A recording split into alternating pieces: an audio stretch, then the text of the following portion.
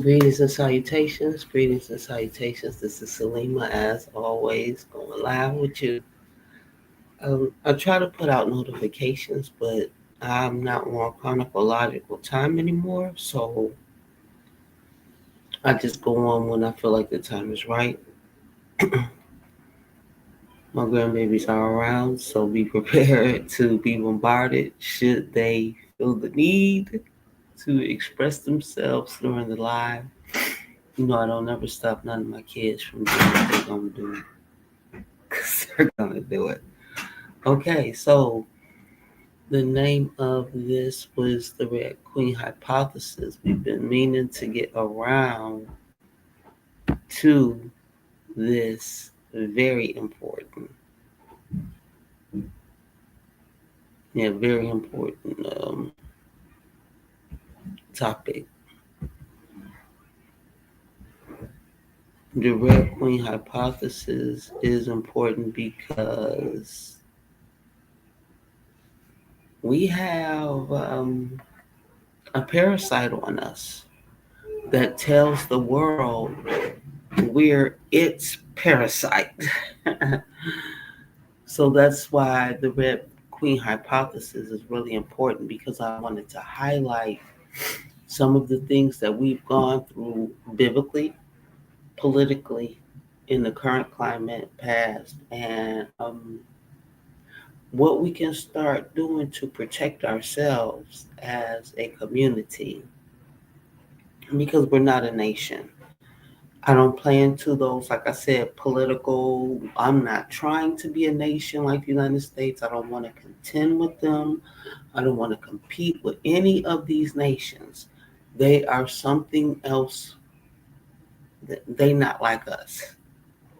And that's where we start to reiterate that our education and our way of thinking should be different from what these other nations have been doing, what they do, and what they have tried to do with us. And why we're not successful as a people through assimilation and forced cultivation of integration and diversity. So we should be still on the couch, my people. Yes, we should still be on the couch. We should not be jumping up because trust me, like I said, they're gonna get to us. But let's be aware of the domino effect that leads them back to our door with the bullshit. And how can we prepare ourselves mentally? I said we are not prepared. And I love the last live I did. I also want to thank everybody that really came in and studied. Listen, this is your studies. This is not for me to get big on. I'm so thankful and grateful for everybody that comes in to study. These these sessions are for you to expound on any knowledge that has been shared with you. That's it. That's it. So I do have a couple of things I want to say to the students that I appreciate coming in. Definitely, always.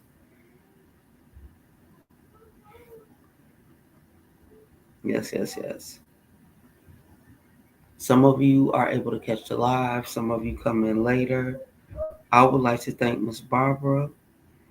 Thank you so much for coming in, attending the class, and for your donation. I appreciate it. I would also like to thank Miss Stephanie.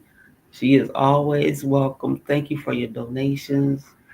I appreciate that. That makes me feel good because I am just a teacher, learner. I'm a student and a teacher. I don't have a bunch of products to sell per se. I have to survive like everybody else does, but I don't have that type of thing going on. And anybody that wants my product would have to be really in my vicinity. I'm not going to be creating a bunch of products to ship and all of this. I'm not into my. I got family. I got grandkids. I got stuff to do here. I'm prepping here. So consumerism and capitalism isn't for me at this time. I'm following the path that has been set out for me for source. It called me. I didn't have to walk down this path. It called, and I said I can do it because this is where I wanted to be. So, like I said, thank you, ladies and gentlemen. Thank you all, Mr. Griggs. Thank you for your donation. I appreciate it very much. So, what I want to say is, we're going to do the Red Queen hypothesis today. We got to get that reading out of the way. I have been doing Bible, but I mentioned the Red Queen more than once, and I mentioned her because the reading is important. And like I said, these are my study sessions that I do for myself. Now, the Red Queen hypothesis that I'm doing now is important because not only have we been delineating, Trump is delineating. Pay attention. Pay attention to what's being cut across our realm. I'm not talking about the other. I don't care what's going on in Nicaragua and all of that stuff. I just don't. This is for our people. Okay, so I got notes, so let me find my notes.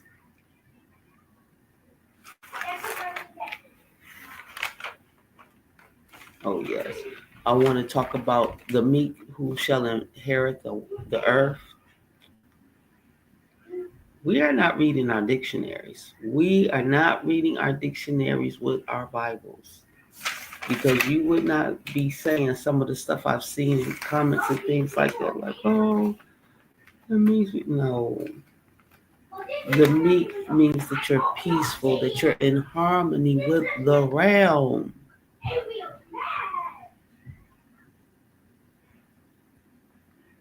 Because you're as I read the Bible more and more and really start understanding it, I don't want to be reaped. I don't want to be reaped.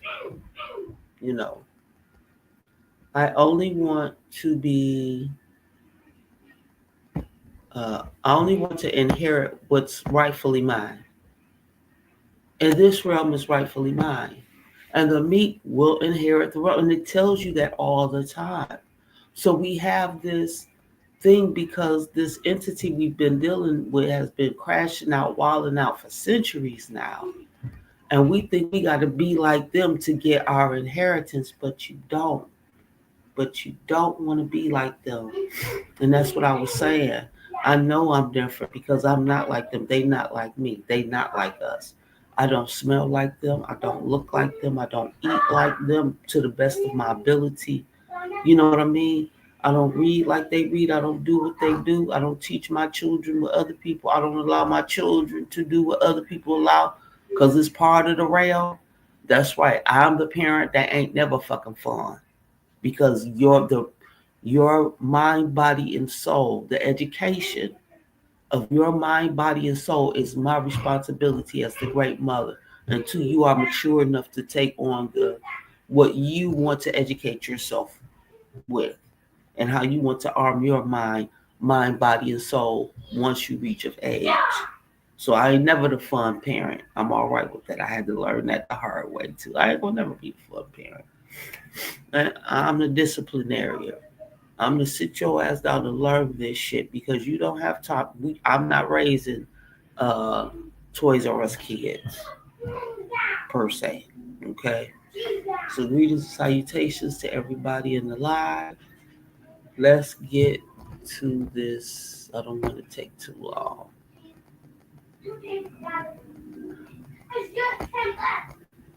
Mm-hmm. And you can pull it up for yourselves because I'm not big on always remembering to pull the screen back up and all of that stuff. I just don't. Once I get going, I'll be gone. So this is the Red Queen hypothesis. And this is important because this is going to help us stay focused on us. You have to know who your enemies are.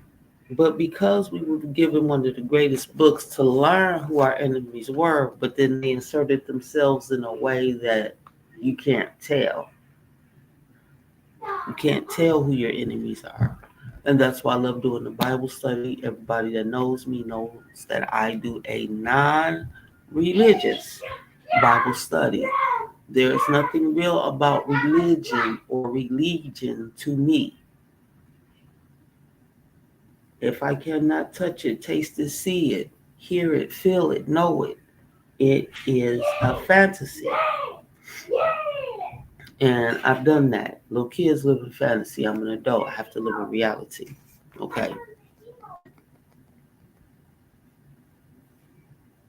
So the Red Queen hypothesis is going to take us deeper into the realm of revelations and what we've had to deal with when we've encountered this corporate entity. Okay. Um,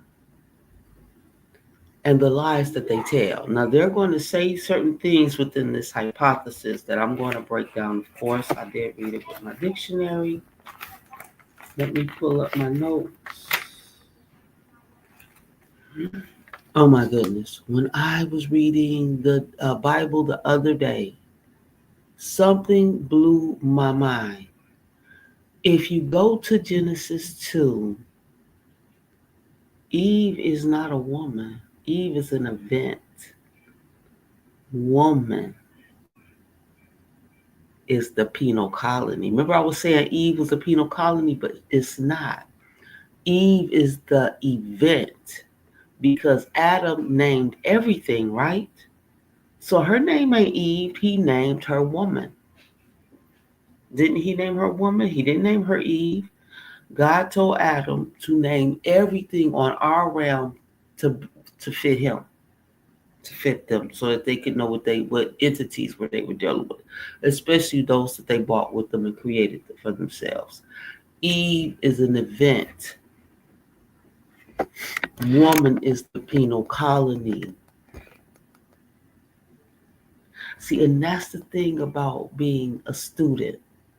That even though I come up here and I'm talking about I'm teaching, blah, blah, blah, I'm sharing what I know.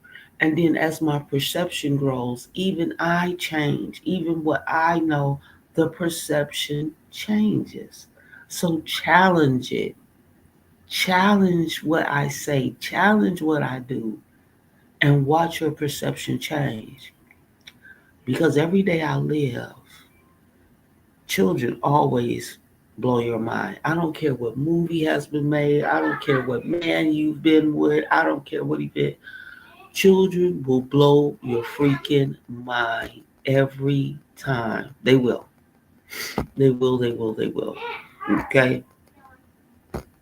So, as a grandparent and you get older and the generation and the thought process changes, your things they say the same, but they also change. Trust me. And you find that even as a grandparent, though I find that I'm, like I said, I'm the discipliner, I'm the teacher, blah, blah, blah, my children are always still teaching me. Now I'm going from my children to my children's children teaching me lessons. So true elders know you don't never stop learning and you don't get old, especially when you're willing to respect your ascendants, those who are ascending from you. You have to respect them. They're going to get mad. They're going to be angry with you. They're not going to be nice to you all the time. They're not. Especially the mama. We get the brunt of everybody bullshit. The kids, the grandkids, the nieces, the nephews. That's what mamas do. Okay? So, yeah, this is, like I said before, these videos are for my family. For everything I was not intelligent and wise enough to teach them as a mother as they were coming up. These videos are for them now, so that when they feel like they're failing as a parent or as a friend or as a sibling or as a child, the parent child relationship, they'll have these videos to come back to. And what I don't cover, I always try to give shout outs to the people who I feel can cover those issues better than me verbally, vocally, intellectually. I'm big on Remedy H. His last few videos, very powerful. Very powerful. Go check them out. Dr. Edith Ubantu changed. She was the one that told me I wasn't being lazy, that I had changed literally from chronological time into Cryos time, which means I don't punch a clock that says, oh, if you on YouTube, you need to be, this is the algorithm. No, I'm on Cryos time, which says, okay, I've gathered this, I've been holding it, I've done this, I've had other things to do, and now my Cryos clock says, now this is the time for me to move. So we all have an internal clock that has nothing to do with the Gregorian calendar or anything. It's based on when it's time for us to move, time to share, time to cloak, whatever that may be, whatever that may look like for us. So that's why it's hard for me to put out things ahead of time. So let's get into it.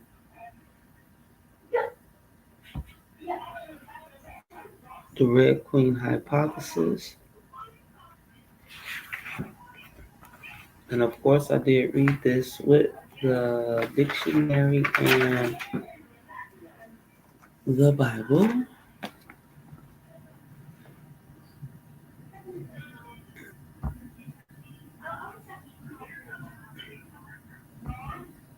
And I believe we're going to start with the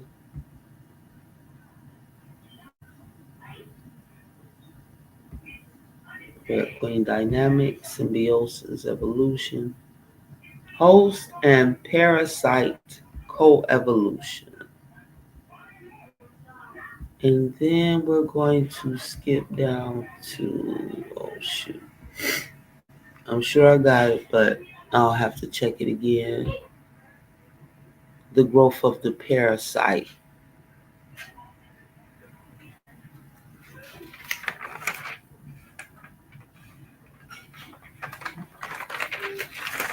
So some of their language, I really had to call them out on this because I know that they are AI and what they say to them makes sense.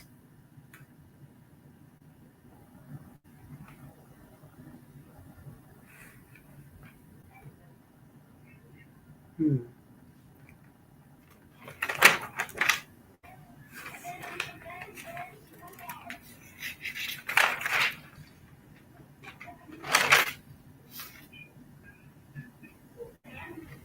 Okay, let's just jump into it.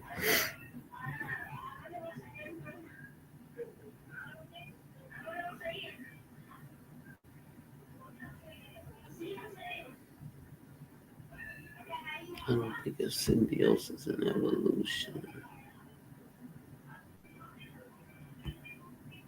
Okay, let's start with the Red Queen hypothesis, the abstract part.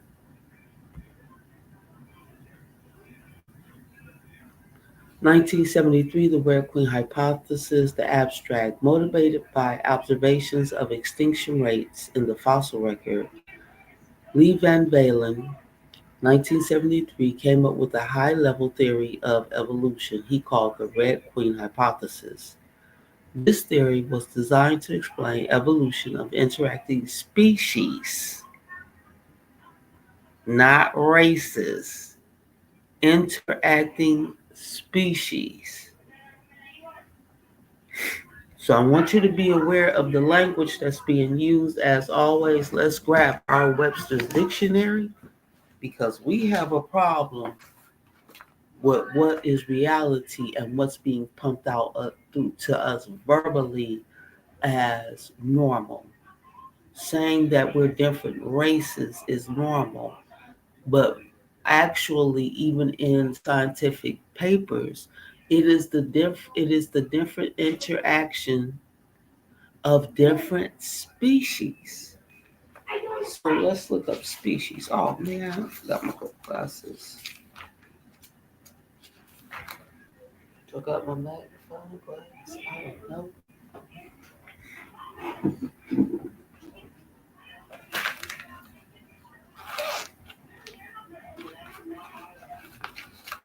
Yeah, we're all different species. There is no race. The race is the competitions you voluntarily go into. Okay? I don't even have my magnifying glass. Yes, it'll. Maybe I can work with this for a minute till I get up and go get my glasses. So, interactive species in a common environment. In this theory, Van Valen argues that the beneficial evolutionary changes in one species will have a negative consequences for other species. Accordingly, those negatively impacted species will respond with their own evolutionary changes, which to some extent will negate the previous beneficial changes. This will lead to a statistically a constant flux in the evolutionary process that at some levels, like the extinction rate of taxa, which is the zoo taxonomy or caste system of insects, animals, vertebrates, whatnot, will suggest constancy over sufficient long periods of time. Okay.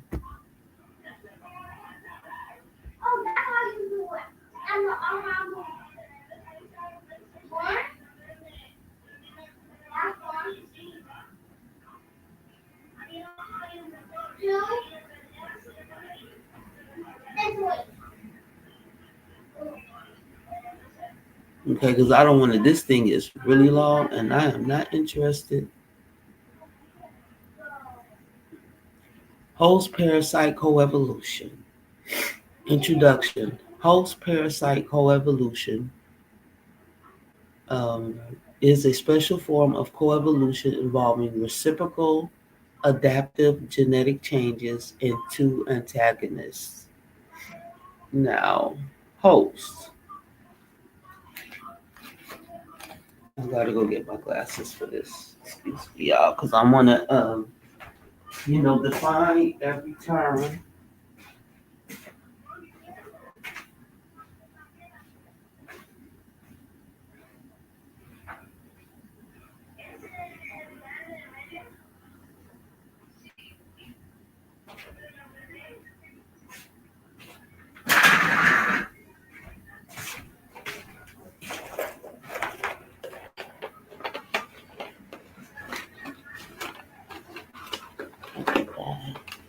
Oh, you got some Altoids left. Okay, yeah. So you know me, I want to go over Bible terms and Bible verses and of course um, dictionary definitions. Why? Because I'm not supposed to just meet you where you're at. This is my job as a teacher to challenge what you know. Okay, real teachers challenge what you know. They challenge you to go beyond the narrative that you've been given. Okay, so the world, not just us, the world and we ourselves have been given a narrative that we are parasitic and we are what's wrong with the world. And as long as the world can do what they do to us, the world will be a safe and better place. So, this is why the Red Queen hypothesis is important because we have to understand that, and as we do already understand, that we are dealing with an entity that loves to switch places with those that it victimizes. So it will say it's been hosting us when in reality, we are the host of these beings. They are here because of us. Okay? So let's get back to it. Greetings and salutations. Hey, Queen, I'm so grateful that I found your channel thoroughly educational and eye opening. I've been on my own truth seeking journey for a while now. I will be emailing you soon. Gratitude from Detroit. Gratitude. Greetings and salutations. Goddess Shauna. What up, though? From the D, baby. So, yes, like I said, these are my non religious biblical studies, scientific studies, because they coming. And we have to be armed. Like I said, anybody can pick up a gun, but what you got up here? Okay? So let's get back to it. Greetings and salutations to the bloodlines coming in. Come on in and get some of this knowledge that they don't want us to know. So, like I said, the first word is host, page 553, Webster's Dictionary, 1973 or older, always. Because what they taught us was sight reading. Like when you're reading a sentence, if they put a word in and you don't know, based on what you've already read of a paragraph or the sentence, you should be able to figure out, fuck no, they're lying to you. Yep. When I was coming up as a child, which is why my reading and my handwriting is out cold, I had to write those words 5 times each. I had to define each word. I had to put it in a sentence properly. That's what we had to do in the 70s in school. We did not do sight reading. We had phonics. We had phonics. We had mandatory handwriting. Okay? So we're talking about the host parasite coevolution. 553 in my Webster's Dictionary.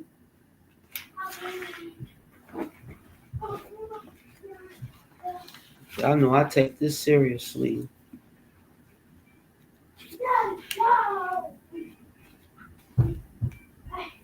Host 1. Noun, Middle English, Old French, Late Latin, Latin, stranger, enemy, more at guest. Army, a very large number, multitude.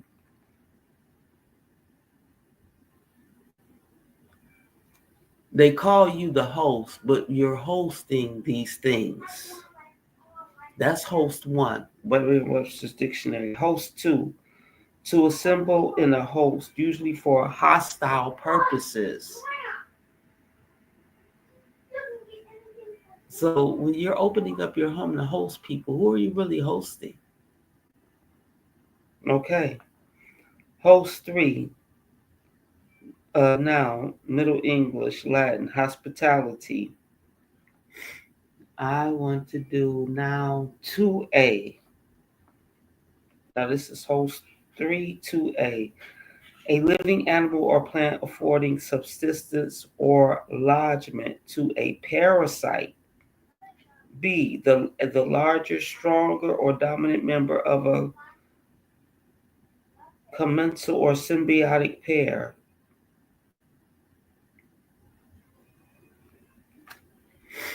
Yeah, somebody been living off of us real good. And I love the fact that Trump is cutting these programs across the board because now the people are seeing over the years we've been so slapped in the face called welfare queens and all of this. Now they see where our money is going and why we need welfare because they take our tax dollars and give it to the rest of the damn world. Shit. You want to call me a welfare queen? You take every dollar I get, you send it to everybody that don't like me and my people. So yeah. So this is the host. Now let's look up the word. Did I look up parasite?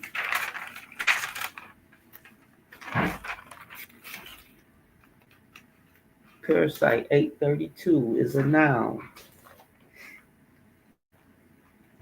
So the host has been hosting large forces, hostile forces.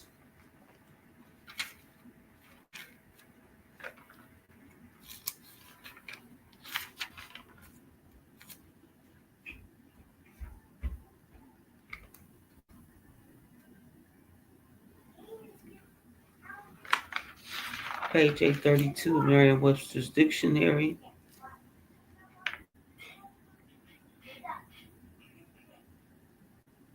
And parasite was very interesting. Parasite. Now, Middle French, Latin, parasitus. Mm-hmm. Grain, food.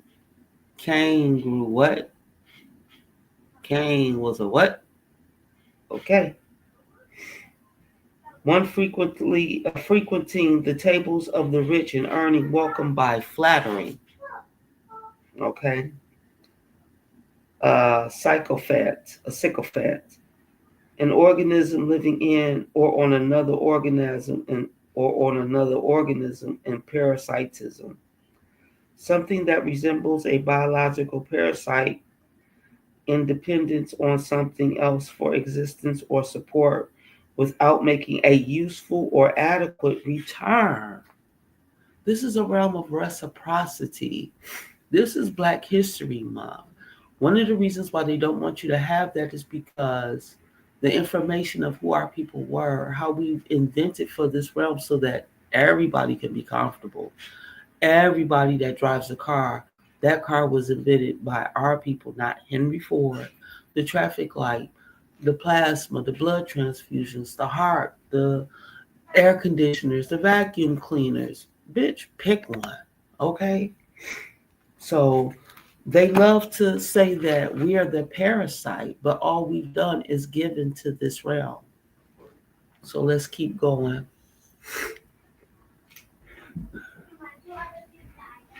I'm going back to the top. Post parasite coevolution is a special form of coevolution involving reciprocal adaptive genetic changes in two antagonists. The genetic changes reciprocal are from Dr. Merriam, the butcher. The butcher. The particular host and parasite species, based on the selective pressures, each partner confers on the other. Confer 232.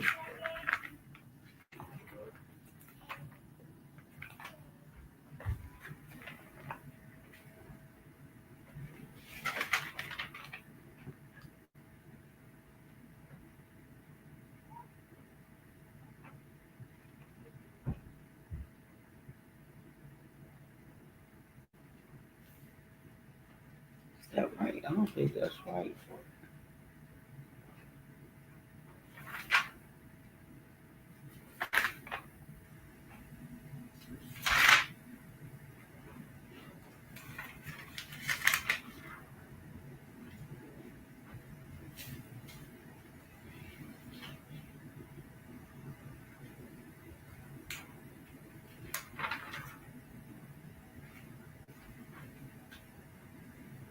It was 236.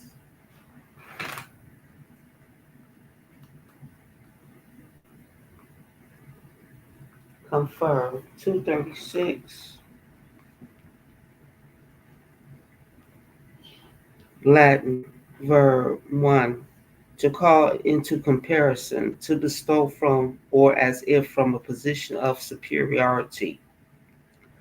To come together to compare views or take counsel. So we don't want to be in any kind of competition with these people. You see, they're dangerous. They always up the ante. Uh, so we, as original women, douse these women in sports. They created the transgender person to get rid of that. So let's go back to confer. Pressures each partner confers on the other. The Red Queen hypothesis proposing continuous adaptation merely to maintain a parity with evolving species. What is parity? See, that's what I mean. We're going to break this down today. Because parity don't sound like they all of that. It sounds like you got to mimic somebody else to get what you need. And that's a mimicker.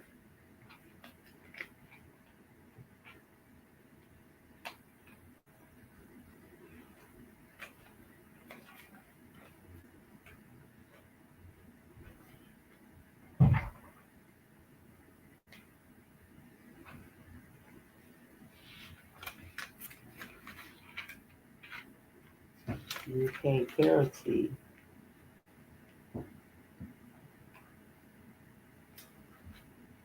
Parity. Noun. Latin. The quality or state of being equal or equivalent. We know that's not true.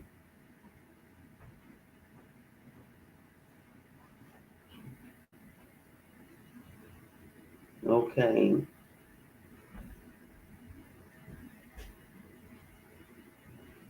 Oh, they ain't telling the truth yet.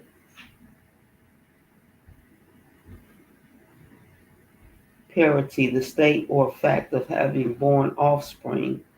So I said before, your son is not your son, he's your mirror. Your children are what's called mirrors. They mirror you. Okay?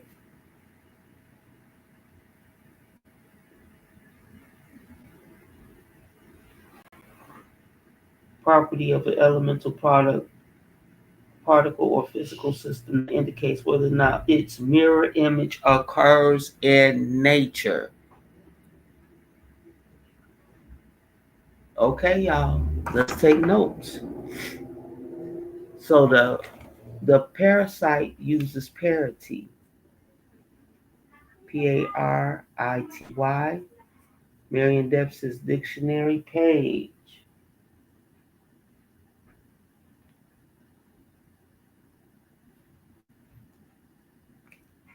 833.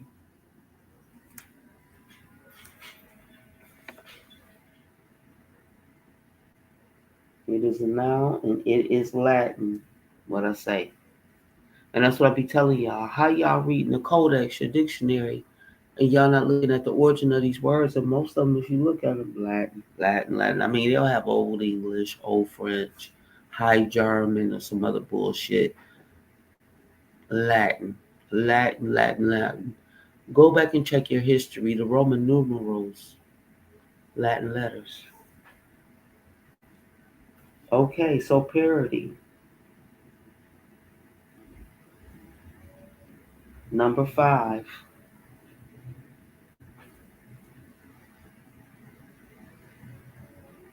Okay.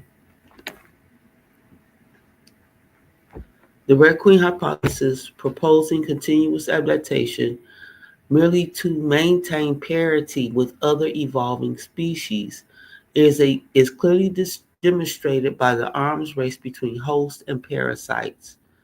For this, I have to remember again. The inspiration for this hypothesis is the following quote. Now here you see it takes all the running you can do to keep in place. However, the runners during the coevolution do not keep pace. Instead, one or the other may always be ahead. This involves adaptation and counter adaptation. No, these people don't adapt.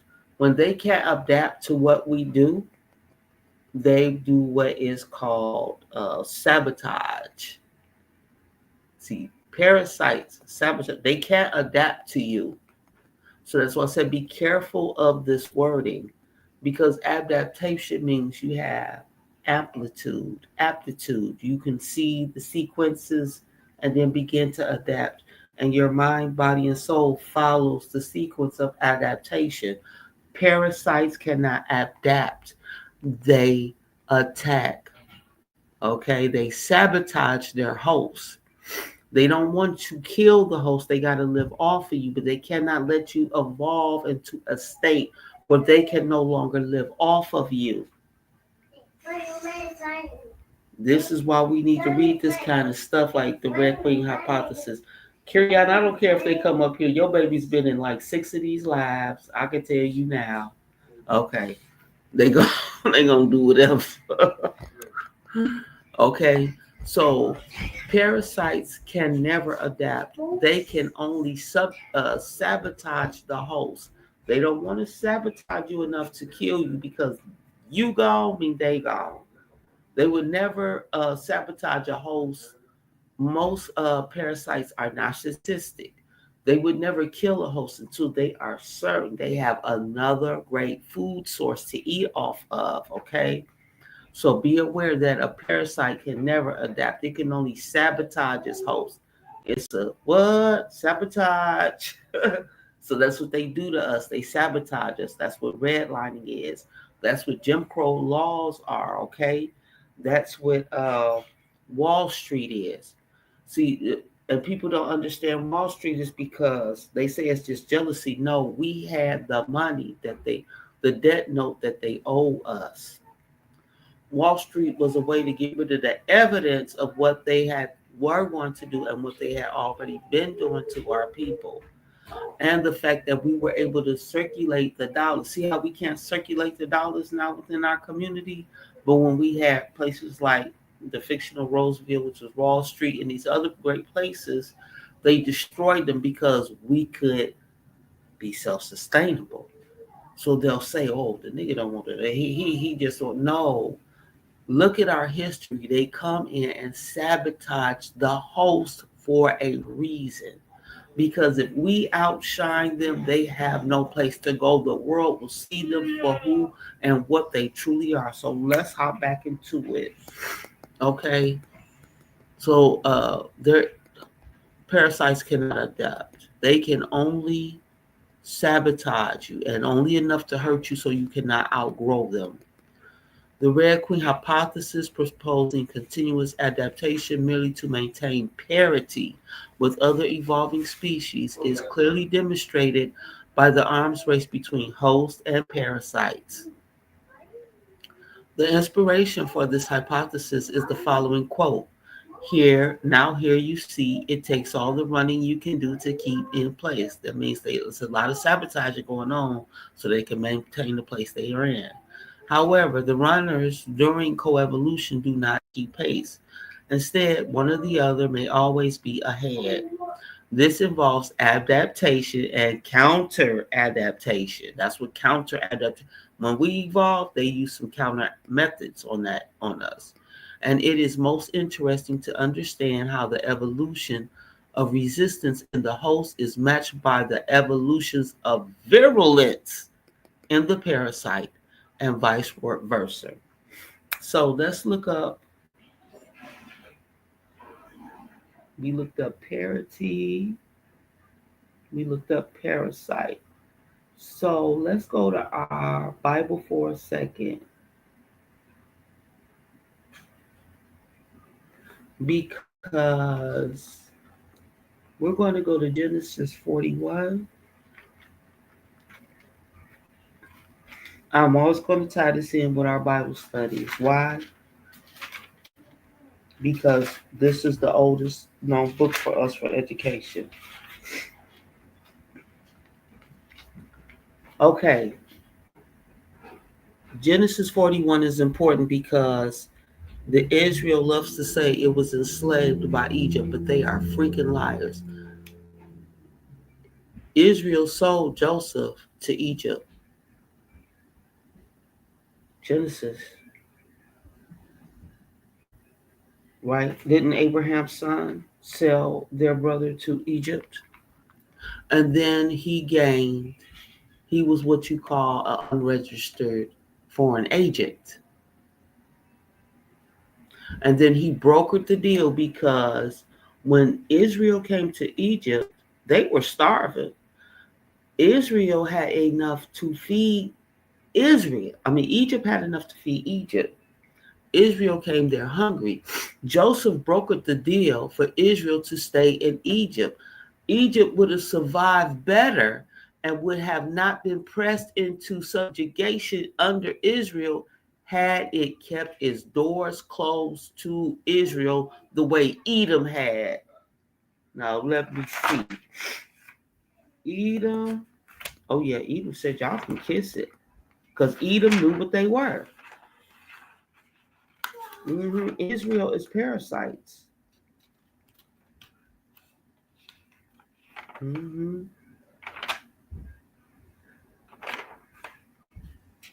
Yeah. Edom is the parasites, baby. Trust and believe. So let's keep going. Let me see. I want to make it clear.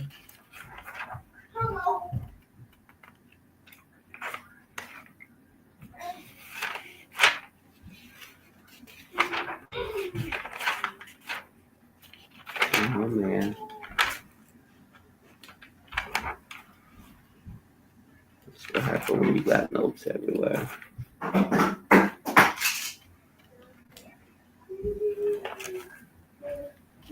Yeah, because Israel wanted to come through Edom, and Edom said, "Oh, hell no! We know who and what you are." Okay,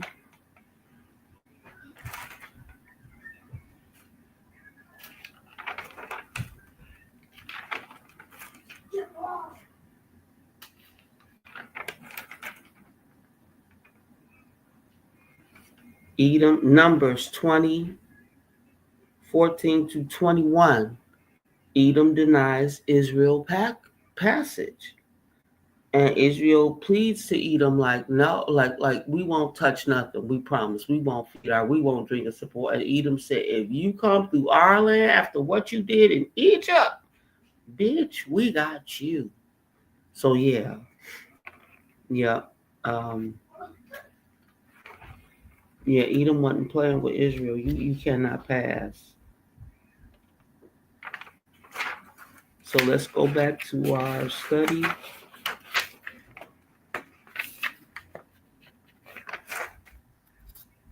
Let me see what else. So Israel is parasites because they never had nowhere to be. Genesis 47, usury and sharecropping. That's what they did to the Egyptians. Yep, they were undermining the Egyptians the minute they got there. They don't practice reciprocity. Nope, they do not practice reciprocity. They don't know what that is. Okay, so this involves we talked about insects and other invertebrates represent excellent model hosts because of their short generation times, allowing us to consider evolutionary strategies against a range of pathogens, parasites, including helminths, protozoas, bacteria, and even viruses. For simplicity in the following, we will refer to all of these organisms as parasites. That's right. One well-known study system for host-parasite coevolution and in support of the rare queen hypothesis is the aquatic invertebrate Daphnia and its parasites took advantage of the natural preservation of spatiotemporal interactions in different layers of lake sediment. This natural preservation is not possible in most systems. So researchers have turned to models that can be reared and tested in experimental settings. Remember, that every injustice that we notice happening now was already experimental back then. Go to dang, what is that sister name? She's very flashy, but I like her.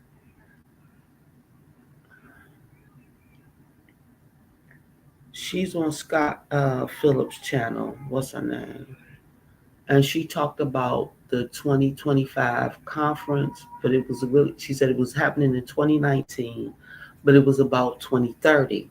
So, and they're only letting us know about the 2030 now in 2025. What is that goddess's name? Vicky Dillard. Very flashy.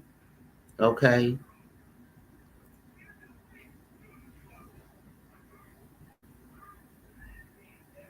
So we have to sit on the couch and sit back with all these narratives. They doing this, they doing that. Study. This what we supposed to be couch study. I'm on my couch and I'm studying. So well-known study system for host parasitic coevolution and in support of the rare queen hypothesis is the aquatic invertebrate Daphnia and its parasites.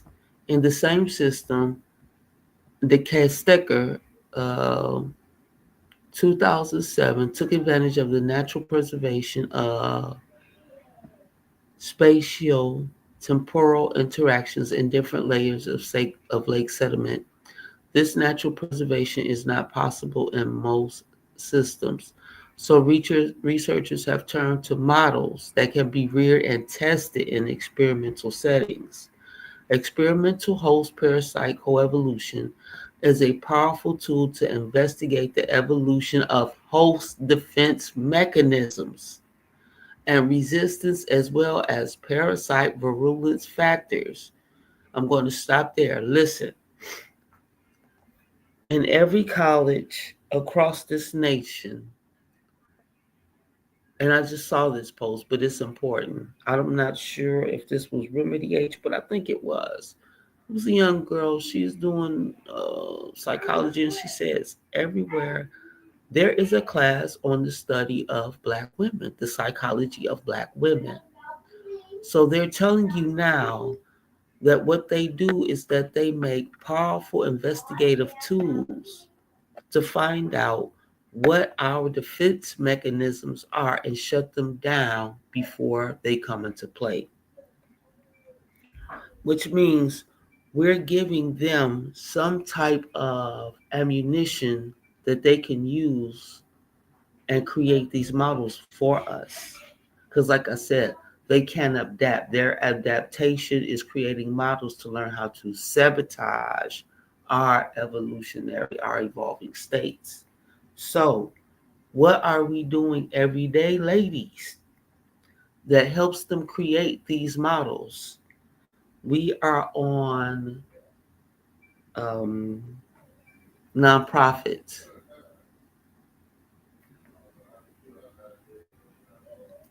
Stop taking surveys. Surveys are still a form of census. When you take a survey, you give them insight to us. We know. So now am I only reading the Red Queen hypothesis. I'm giving us the tools we need as hosts to start fighting these military occupiers.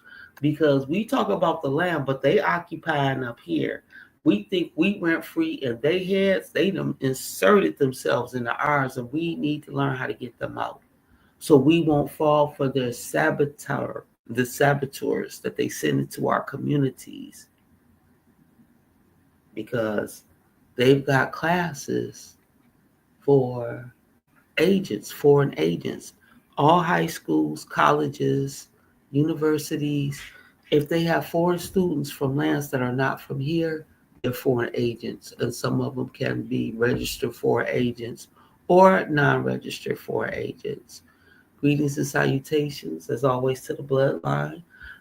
Come on in and get some of this knowledge. As always, you know I'm going to break it down in a way other people would never break it down to us. So let's break it down, please.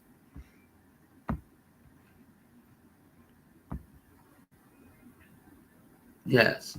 So this is me breaking it down to the best of my ability so we will have this knowledge. Okay? Please like, subscribe, and share. This knowledge is important, especially for the women. Like I said, the new year, muscle circle coming, baby. And we will be breaking down the fountain of youth for my sisters. It is not for people of color. It is not for any man, because we are the only ones who physically walk around with the fountain of youth within our temples, within your sanctum sanctorum. Ladies, get ready. This is what these studies are about. They are here to provide you and get us ready for, what's next. What's next, baby? Okay. Okay, so let's get back into it.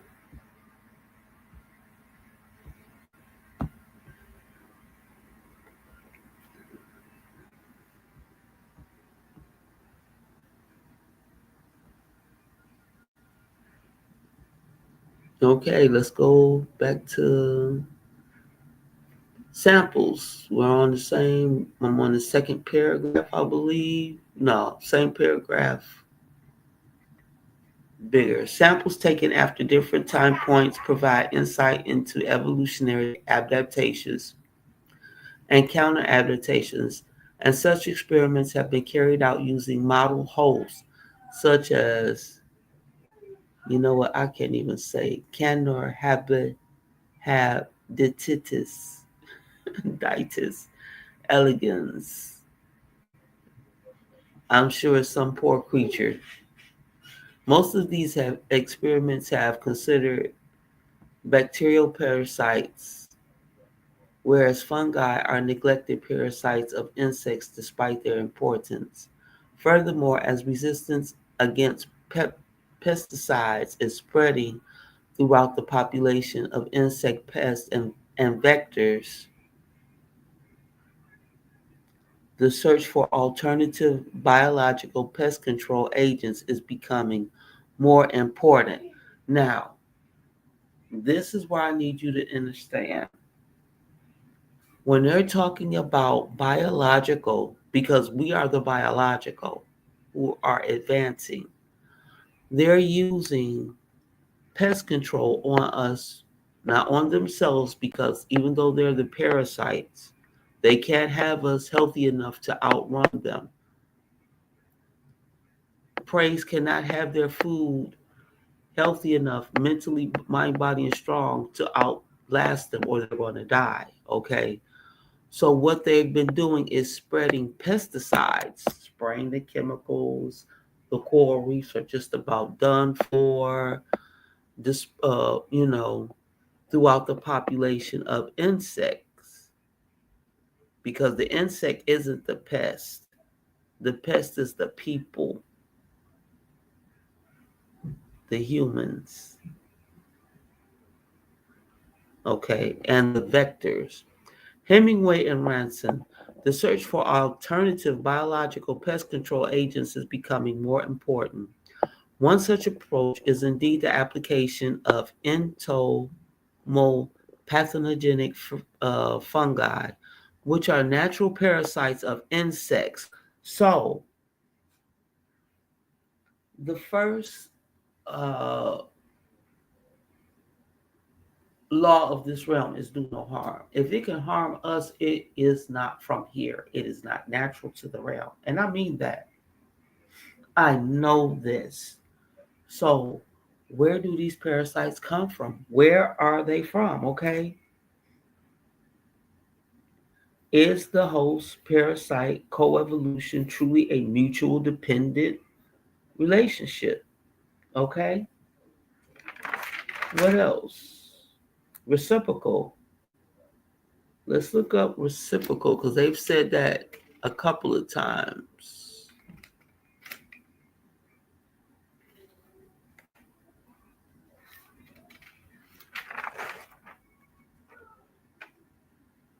And how can a parasite be natural and go against the laws of nature? If the first law of nature is do no harm and you're a parasite, it's impossible. Hello? Natural regulators of insect population. There is no such thing as a natural regulator. You're a parasite. You don't belong here.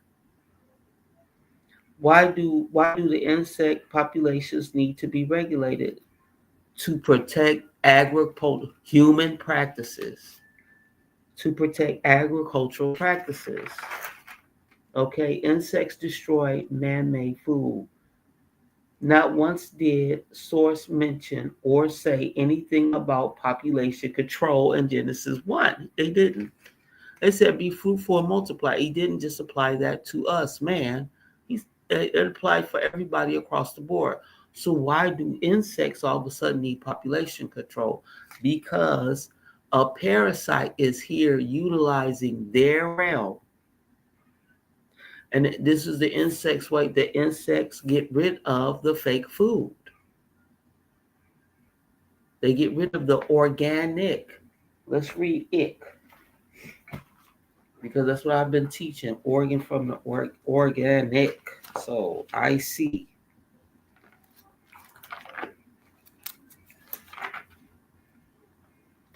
Because we know organ is a word.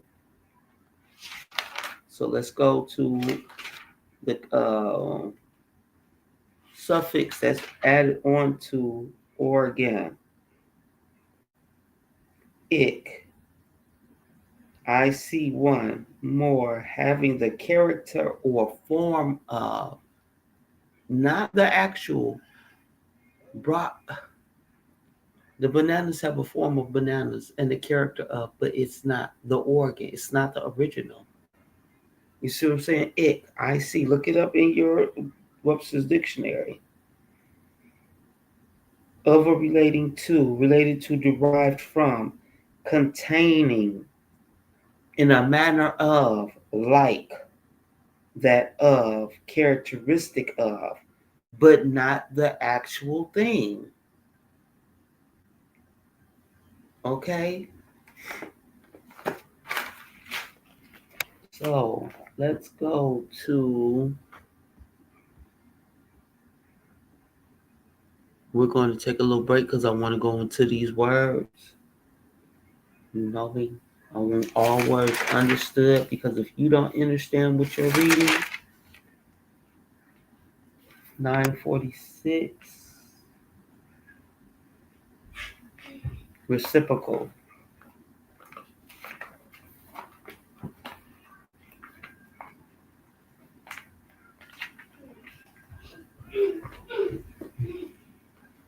I'm 964.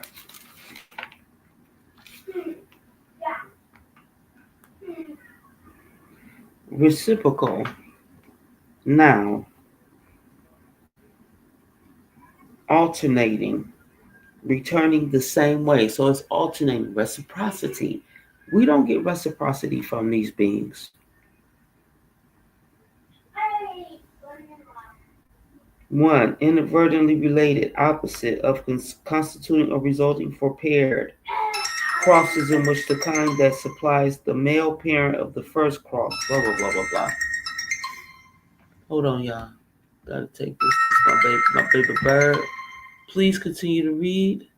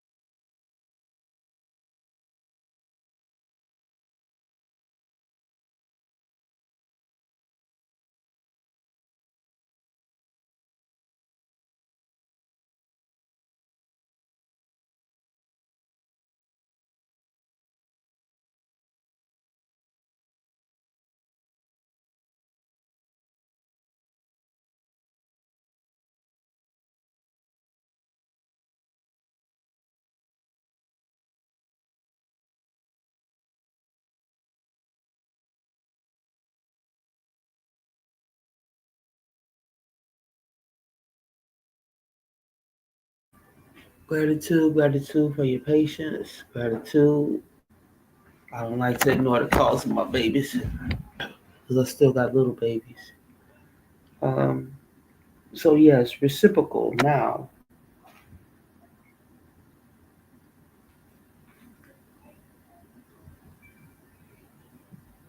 Something in reciprocal relationship to another. One of a pair of numbers. A mutually corresponding, number four. Number two. Two, shared, felt, or shown by both sides, serving to reciprocate, consisting or functioning as a return in kind. Are not getting that from this society. We do not get in kind from the society. I don't care what nobody say. The women aren't getting in kind from the men. The children aren't getting in kind from the women or the men because we're all being bombarded with bull crap. Can y'all see that? I don't know if I can make that bigger so y'all can read that. Oh my goodness. Okay.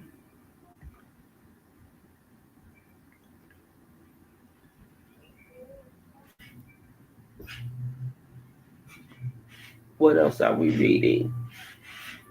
Oh, did we do Parasite? We did Host 832. We did Reciprocal. So let's look up Parasite, and I'll just go along the way, breaking it down with the Bible and dictionary and politically.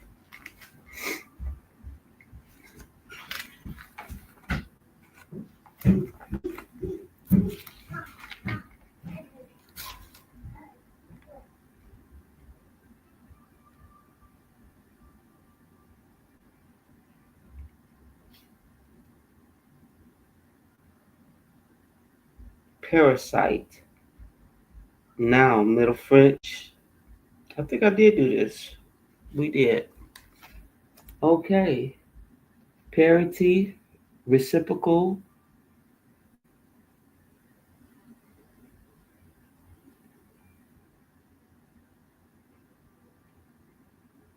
Okay. We did mutual and confer. Let's keep going.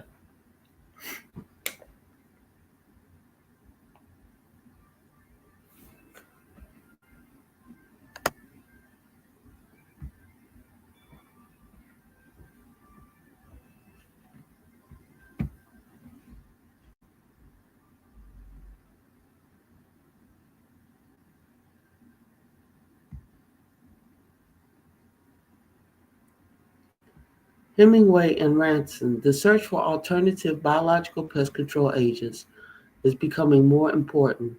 One such approach is indeed the application of entomopathogenic fungi. Y'all will have to look that up, which are natural parasites of insects. Parasites are not natural. It's called invasive species that don't belong, that share several million years of coevolution with their hosts, making them ecologically important natural regulators of insect population. That would be saying we need natural regulators for our population. Birth control, murder. I mean, okay, the other baby. Excuse me, y'all.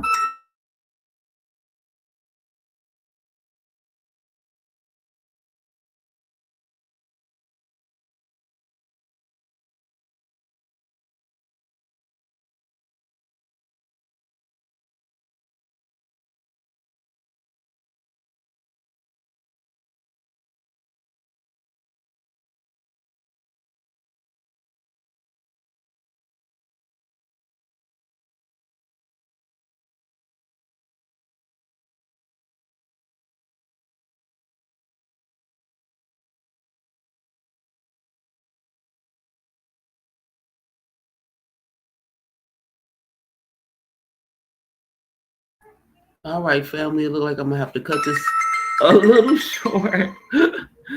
Oh my goodness, my apologies.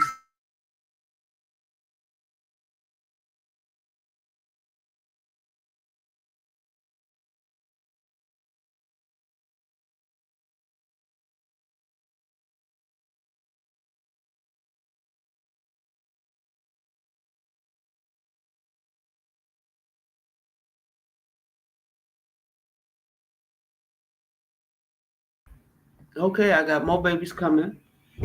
Um, So I'm going to keep reading as far as we can go, and then we're going to cut it off. But I know we did good. I'm not even worried about it. I feel like I filled in enough, more than enough with the time that we had with biblical, current event, and Red Queen hypothesis. We have been hosting an enemy for too long. So I want to stop reading the Red Queen hypothesis. I'm probably going to come back on later and continuing that.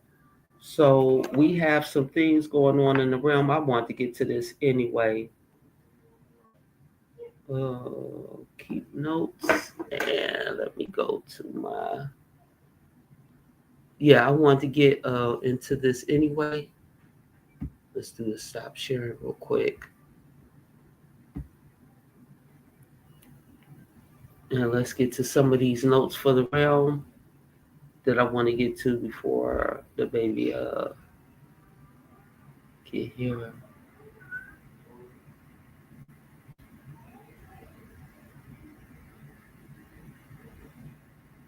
Let me go to my notes because I keep a lot of notes. And what's this one?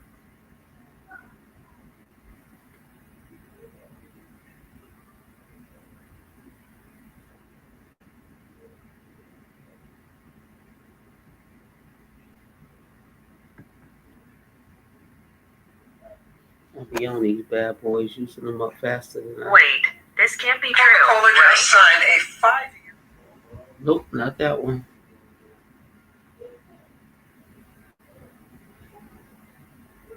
No, I don't want you. Please get off me.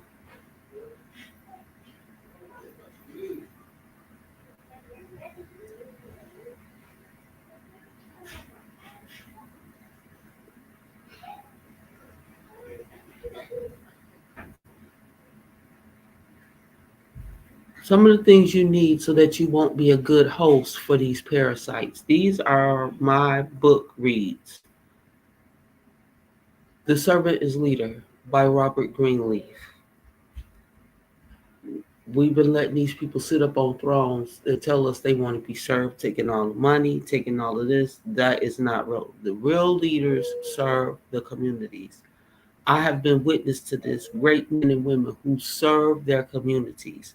They get in these positions and they serve the community. Okay?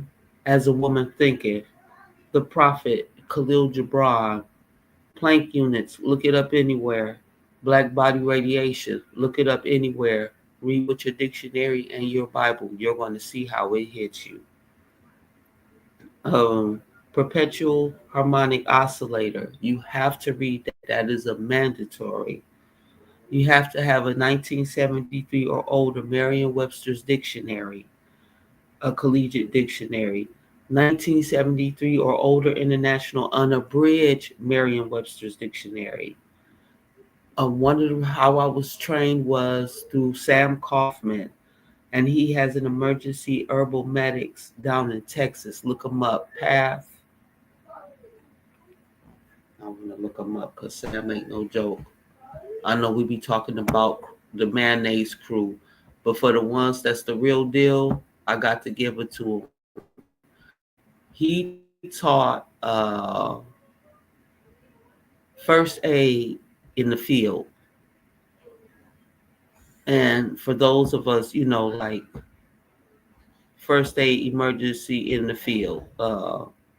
But since most of us don't live out in the wilderness, that was wilderness, we all had to learn how to turn. So the name of Sam Kaufman facility is called the Human Path, and him and his wife Sue Chill ain't no motherfucking joke. I mean that.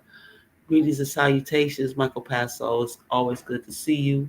So anybody who's looking, who's in the state of Texas, okay, you might want to check out Sam Kaufman, the Human Path. He is the real deal. He teaches herbalism, first responders for herbalism, and he has the ability to flow. Some of them don't got that, but him and Suchil do. You want to learn herbalism, first responder,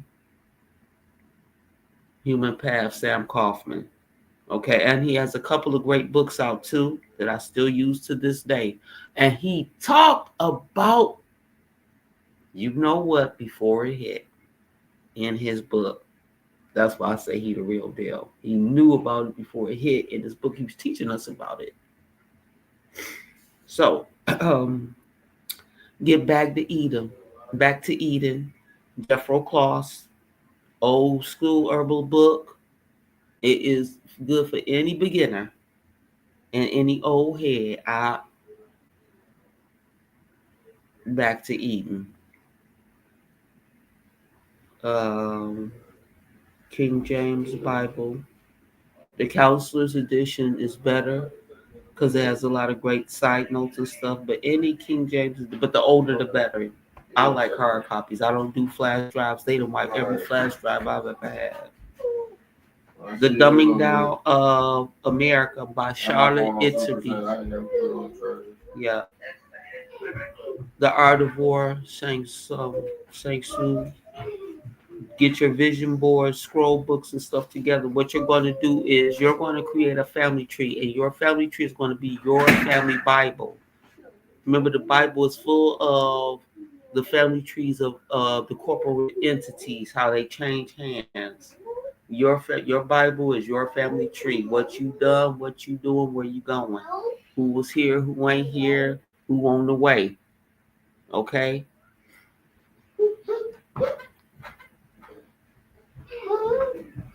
Go to the United States Census records. It is more in there. Y'all got to start. It's a census for how many stretch marks women got on their body. Come on, man. Get into the United States Census records. You want to study self? Get into them census records. Go into the World Health Organization. 2030 is a real thing. Thank you, Goddess. What was that? Man, I got so much going on. Vicky Diller. 2030. She said that the meeting, the video she had was of 2019, but they were talking about the 2030 program. But they decided to let us, this is a glimpse into the 2030, is the 2025. See, there's a lot of people out there, and that's why I call them pattern masters. They know how to put this stuff together. Who did I learn about today who was a great pattern master? She was a great, ahead of her time. I just posted her on my Facebook page, as a matter of fact. Let's go there. It's like I said, I knew I couldn't stay on too long once the baby's calling. I don't want to keep. This young lady was fabulous, fabulous. And she's on YouTube also. Let me get off of here. Let me go to my history. Yeah, this was out cold.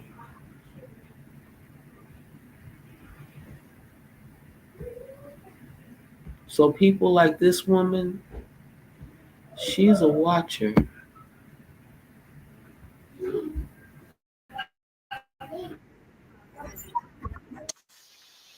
your job is safe.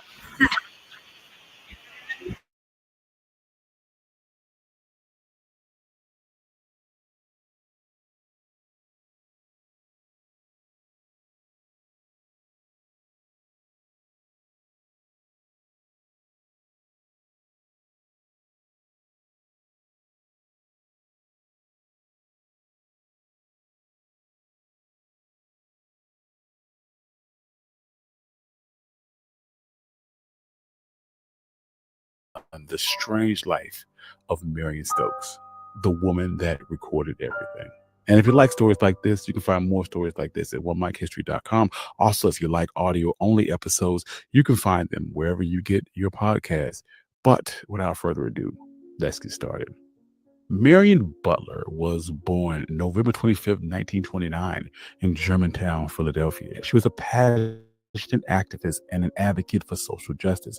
As a graduate of Girls High in Philadelphia, she was active in left wing organizations from a very early age. She joined the Communist Party USA and played a significant role as the Philadelphia chair of Fair Play for Cuba committee that opposed the boycott of Cuba. She was also involved in the civil rights movement and organized for the 1963 March on Washington for Jobs and Freedom by arranging 5 buses to transport people from Philadelphia to Washington, D.C. So by the early 60s, Marion and her first husband, Melvin Mielitz, attempted to defect to Cuba due to their political beliefs, but were unsuccessful after spending significant time in Mexico seeking a visa. This level of activism led to them being surveilled by the FBI until the couple split. Stokes also worked as a librarian for the Free Library of Philadelphia beginning in the 1940s. This would lead to her demonstrating a strong commitment to information access. However, her outspoken political views eventually led to her dismissal from the library after nearly 2 decades. This only intensified her dissatisfaction with American society and sparked her interest in television and media archiving. So, from around 1967 to 1969, Stokes worked to co produce a Philadelphia based program called Input with her husband, John Stokes Jr. This Sunday morning program tackled social justice issues, promoting dialogue on topics such as eugenics, Native American rights, race relations, and prisoner rights. This program sought to bring together a diverse group of participants, including academics, community leaders, activists, scientists, and artists, fostering open discussion on pressing social matters.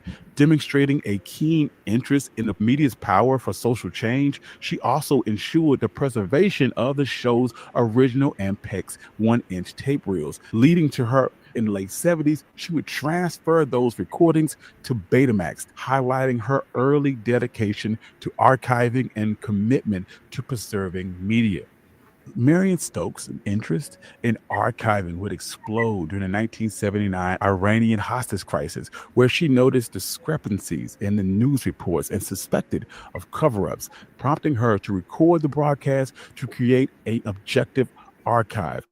Worried that networks were reusing tapes and losing vital information, she set out to provide a resource that allowed individuals to evaluate media without bias. This coincided with the 24-hour news cycle, and Marion recorded news broadcasts around the clock. Concerned about the media's influence to shape public opinion through selective storytelling, and a passionate advocate for preserving truth and empowering people to form their own informed opinions, she believed in the importance of questioning how information was presented by those in authority and was committed to ensuring public access to information for better decision making.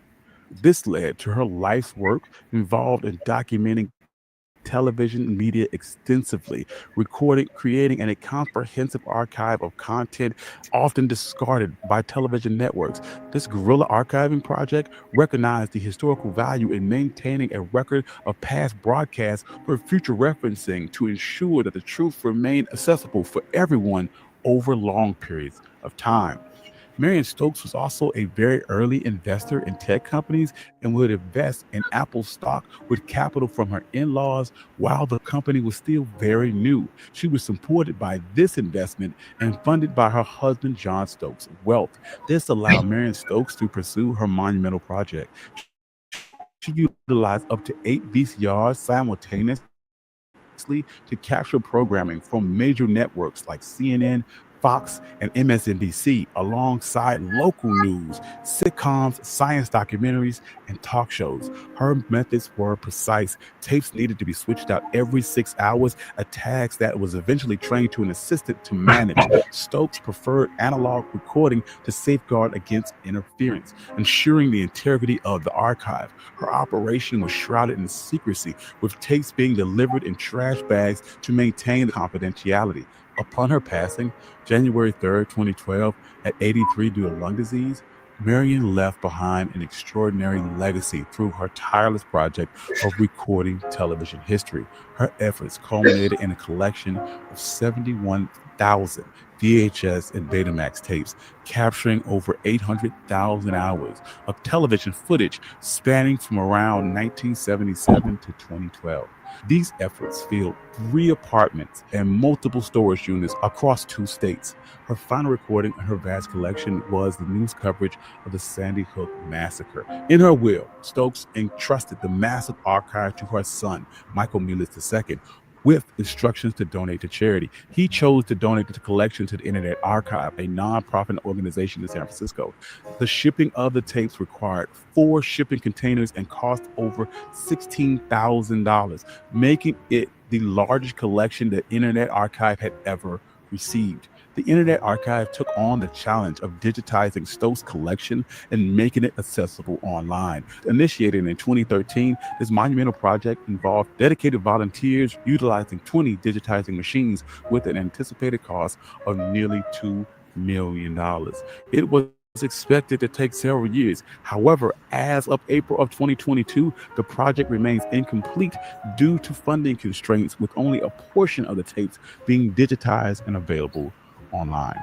In the end, Marion Stokes' legacy is her extensive collection of nearly 3/4 of a million hours of television broadcasts that spans over 3 decades. This guerrilla recording effort preserved a treasure trove of media that networks would typically just throw away, highlighting the critical role of independent efforts to maintain historical records. Stokes' work underscores the importance of safeguarding truth amid media bias, offering a means to objectively assess historical events. Her collection critiques mainstream media and exposes the hypocrisies and influence of public opinion, thus serving as an active form of media activism, exemplifying how one individual's commitment can profoundly change the impact of media preservation, media history, and media consumption. Thank you. This has been One Mic Black History. I'm your host, Country Boy, and this has been The Strange Life of Marion Stokes. If you would like to see the tapes that have been digitized, I will include the link to the Marion Stokes Project via Internet Archive in the description below. Also, if you like audio only episodes, you can find my podcast wherever you get your podcasts. Also, I'd like to thank my financial contributors. Without you, none of this could be possible. And I love you all. Peace.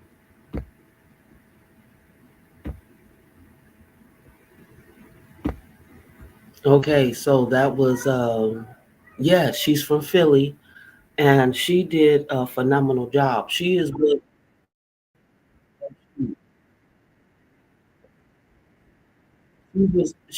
we would call a pattern master and a watcher.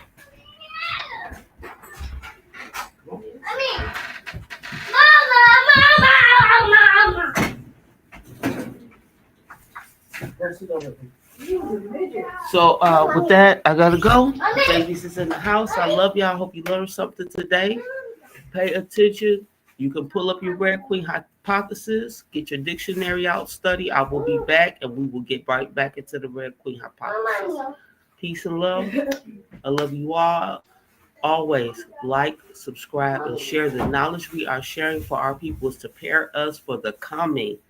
We are the inheritors. We will not be reaped. We want to inherit. Peace and love.